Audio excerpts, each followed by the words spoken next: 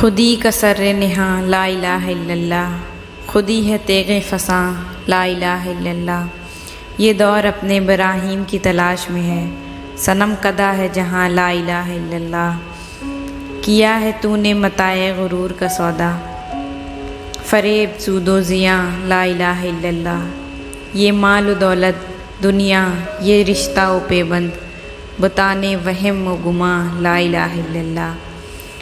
خیرت ہوئی ہے زماں و مکاں کی زناری، نہ ہے زماں نہ مکاں لا الہ الا اللہ۔ یہ نغمۂ فصل گل و لالہ کا نہیں پابند، بہار ہے کہ خزاں لا الہ الا اللہ۔ اگرچہ بت ہے جماعت کی آستینوں میں، مجھے ہے حکم اذاں لا الہ الا اللہ۔ بہت خوبصورت یہ نظم ہے۔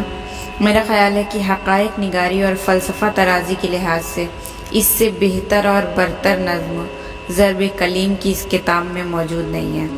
اگر اس عدیم المثال نظم کے ہر شعر کی مفصل شرح لکھی جائے تو اس کی تفسیر بہت طویل ہو جائے گی۔ چلیے پہلا شعر ہے، خودی کا سر نہاں لا الہ الا اللہ، خودی ہے تیغ فساں لا الہ الا اللہ۔ سر نہاں کا مطلب ہے چھپا ہوا، تیغ یعنی تلوار، فساں ذرہ۔ پہلے شعر کے پہلی لائن میں یہ صاف ہے، خودی کا سر نہاں، جو چھپا ہوا راز ہے، اس کا جو سیکریٹ ہے وہ بس یہی ہے لا الہ الا اللہ۔ اور خودی کی جو تیز اور تلوار ہے وہ بھی لا الہ الا اللہ ہے۔ یعنی انسانی خودی کی ترقی اور ارتقاء کامل اس بات پر موقوف ہے کہ انسان کلمہ توحید پر اس طرح ایمان لائے کہ اس کے عمل سے ثابت ہو کہ وہ کائنات میں اللہ کے سوا نہ وہ کسی ہستی سے ڈرتا ہے، نہ کسی کی اطاعت کرتا ہے۔ اللہ کے سوا نہ وہ کسی کو اپنا معبود قرار دیتا ہے، نہ مقصود نہ مطلوب۔ اس کا مرنا اور جینا صرف اللہ ہی کے لیے ہے۔ یہ کیفیت پیدا نہیں ہو سکتی جب تک اللہ سے شدید محبت نہ ہو، یعنی توحید ونس، خدا کے ایک ہونے کا، نیک ہونے کا پورا عقیدہ ہو۔ خودی کی مخفی قوتیں بروئے کار آ سکتی ہیں، یعنی اسی کنڈیشن پہ، یعنی خودی کو ہم حاصل کر سکتے ہیں، خودی کی ہائیسٹ پاسبلٹی کو اچیو کر سکتے ہیں۔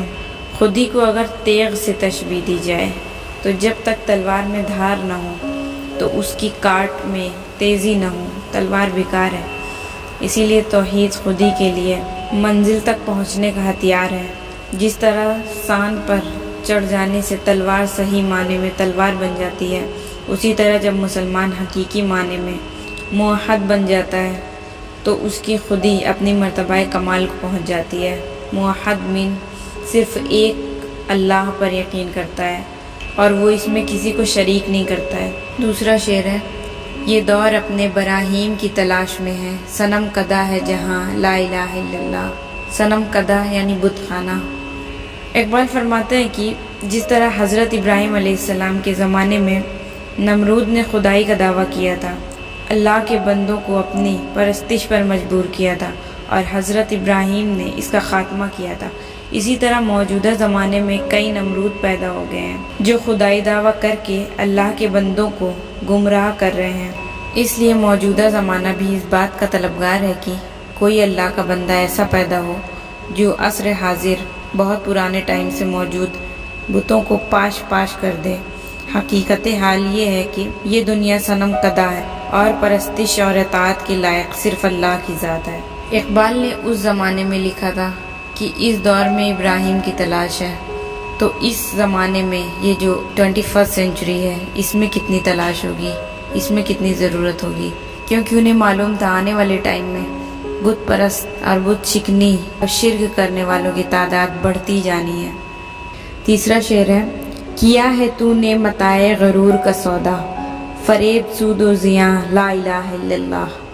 متاع غرور دھوکے کا سامان، سود فائدہ پروفٹ، زیاں نقصان لاس۔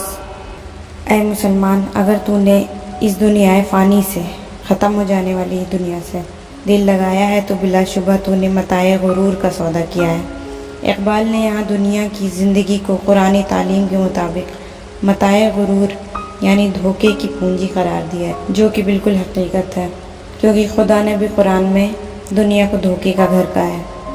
اے انسان، تو دنیا کی دلچسپیوں میں جذب ہو گیا ہے، اٹریکٹ ہو گیا ہے اور سمجھتا ہے کہ اگر میں نے سچ بولا تو حکومت ناراض ہو جائے گی اور کچھ چھوٹے موٹے مالی نقصان ہو جائیں گے، اور اگر میں خدا کے بجائے ارباب اقتدار حکومت کی اطاعت کروں گا تو مجھے دولت اور عزت نصیب ہوگی۔ یہ سب خیالات نانسنس ہے، بالکل لا یعنی ہے۔ تو غلط طور پر نفع اور نقصان کے فریب میں مبتلا ہو گیا ہے۔ ارے ناداں، نہ اس دنیا کی کوئی اصلیت ہے اور نہ اس کا سود و زیاں کوئی حقیقت رکھتا ہے، کیونکہ اللہ کے سوا نہ کوئی معبود ہے، نہ مقصود، نہ مطلوب۔ تو فائدہ اور نقصان جو بھی دینے والا ہے وہ میرا رب ہی ہے۔ چوتھا شعر ہے، یہ مال و دولت دنیا یہ رشتہ و پیبند، بتان وہم و گماں لا الہ الا اللہ۔ بتان بت کی جمع، پیوبند تعلق، یعنی دنیا اور اس کے متعلقات اور اس کے چاروں طرف مناظر اور مظاہر، مثلا مال و دولت، بیوی بچے، رشتہ دار، مادی سامان، آرائش، جس کے لیے تو اللہ اور اس کے رسول کے احکام سے مخالفت کرتا ہے، یہ سب بے حقیقت اور فانی چیزیں ہیں۔ یہ سب تیرے وہم اور گمان کے تراشے ہوئے بت ہیں۔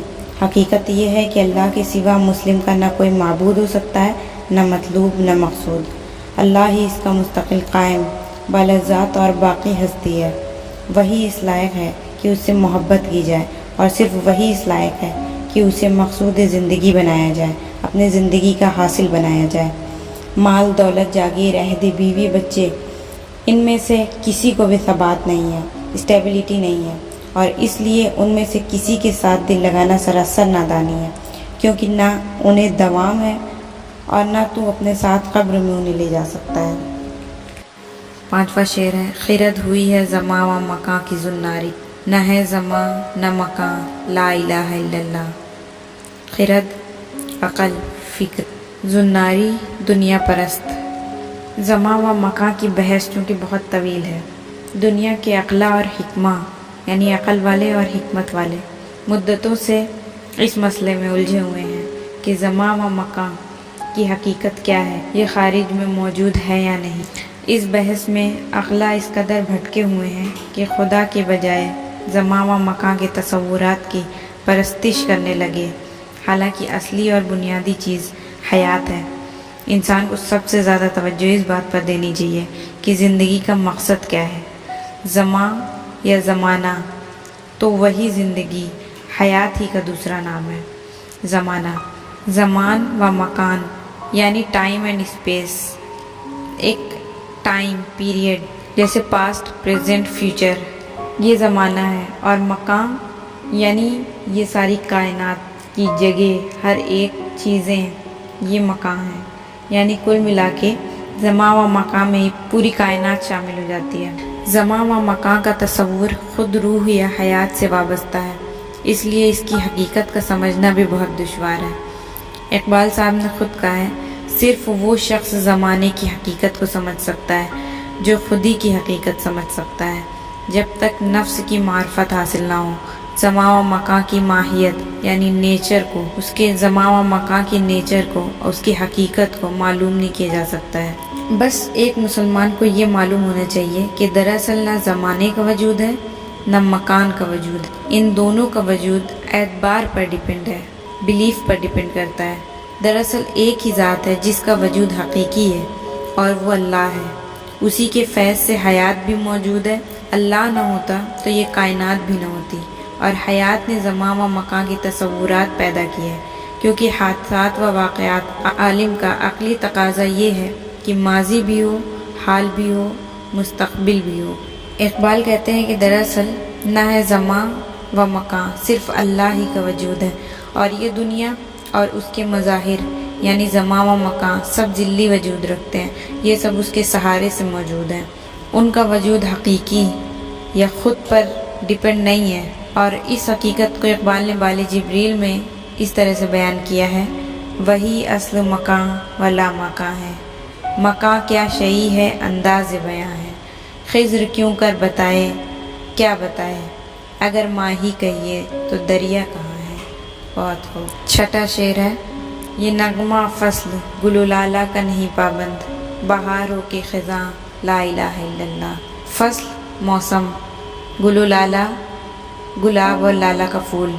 ला इलाहा इल्लल्लाह एक ऐसी हकीकत साबित है कि हर वक्त और हर हाल में दुरुस्त है। अमूमन लोग मौसम बहार में मौसीकी पसंद करते हैं, लेकिन ला इलाहा इल्लल्लाह का नगमा ऐसा दिल पजीर है, ऐसा दिल को लुभाता है कि बहार हो या ख़िज़ां हर मौसम में दिल को लुभाता है। यानी तौहीद इलाही ज़िंदगी की हर हालत में इंसान को रूहानी सुकून और इत्मीनान अता कर सकती। वो किसी मौसम किसी हाल का पाबंद नहीं है। हम किसी भी वक्त किसी भी जगह ला इलाहा इल्लल्लाह यानी अल्लाह को पुकार सकते हैं, अल्लाह से मांग सकते हैं, अल्लाह को याद कर सकते हैं। इसके लिए हमें किसी भी चीज़ पर डिपेंड होने की ज़रूरत नहीं है, किसी भी चीज़ पर पाबंद होने की ज़रूरत नहीं है, किसी भी चीज़ की पाबंदी नहीं है। बहार और ख़िज़ा से मुराद है कि खुशी का वक्त हो या गम का, हमें अपने खुदा को याद करने का, हमें अपने अल्लाह की नेमत ला इलाहा इल्लल्लाह का नगमा हर वक्त हर कहीं मैसर है। 7वां शेर है, अगरचे बुत है जमात की आस्तीनों में, मुझे है हुक्म अज़ां ला इलाहा इल्लल्लाह। अज़ां बुलावा। देखिए, जबकि मुसलमानों के दिलो दिमाग में मुख्तलिफ़ अक़साम के बुत पोशीदा हैं और वो तौहीद की हकीकत से बेगाना हो चुके हैं। देखिए, अब यहाँ पे बुत परस्त होने का मतलब सिर्फ बुतों को पूजना नहीं है, पत्थर की पूजा नहीं है। यहाँ पर हमारे हुक्मरान जो होते हैं, वज़ीर आज़म जो हैं, हमारी हुकूमत के बाशिंदों के बनाए हुए कानूनों को ब्लाइंडली फॉलो करना, उनकी पैरवी करना और उनके डर से उनके बनाए हुए गैर इस्लामिक रूल्स को भी फॉलो करना, यह है बुत परस्ती का एक हिस्सा। तो इकबाल कह रहे हैं, लेकिन फिर भी मैं तो बहरहाल इस्लाम का पैगाम दुनिया को अमूमन और मुसलमानों को खुसूसन सुनाऊंगा कि अल्लाह के सिवा और कोई माबूद या हाकिम नहीं है। ला इलाहा इल्लल्लाह हम मुसलमानों की सबसे पहली पहचान है। तो यहाँ पर इस नज़्म का इख्तिताम होता है और ऐसी वीडियोस देखने के लिए हमें लाजमी सब्सक्राइब करें। Thank you so much for watching.